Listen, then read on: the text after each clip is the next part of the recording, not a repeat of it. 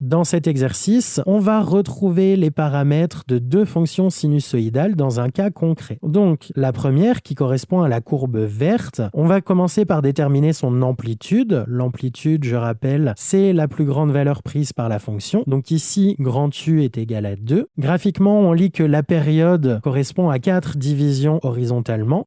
On nous dit qu'une division horizontale vaut 0,25 millisecondes, donc 4 divisions c'est 1 milliseconde, ce qui fait 0,001 seconde. Pour retrouver la pulsation, on fait 2π sur la période, donc 2π sur 0,001, ce qui fait 2000 π. Et enfin, pour déterminer la phase à l'origine, on va s'aider de lecture graphique d'image. U de 0, ça vaut moins 2, et par le calcul, U de 0, c'est 2 fois le sinus de 2π fois 0 plus phi1, donc ça fait 2 sinus de phi1. Donc ça veut dire que 2 sinus de phi1 est égal à 2. On va simplifier par 2 dans chaque membre de l'égalité. Sinus de phi1 égale 1 et donc phi1 est égal à pi sur 2. Pour la deuxième sinusoïde, on va procéder de la même façon. L'amplitude, c'est la plus grande valeur prise par la fonction. Donc grand V est égal à 3. La période, c'est la même que pour la précédente. C'est 0,001 seconde. Et la pulsation, c'est aussi la même, 2000 pi. Encore une fois, on s'aide de lecture graphique pour déterminer la phase à l'origine. V de 0,00025, c'est 3. Et par le calcul, V de 0,00025, c'est 3 sinus de 2000 pi fois 0,00025 plus phi 2. Donc, c'est égal à 3 sinus de pi sur 2 plus phi 2. Ce qui veut donc dire que 3 sinus de pi sur 2 plus phi 2 est égal à 3. On va simplifier par 3 dans chaque membre de l'égalité. Sinus de pi sur 2 plus phi 2 est égal à 1. Ce qui veut donc dire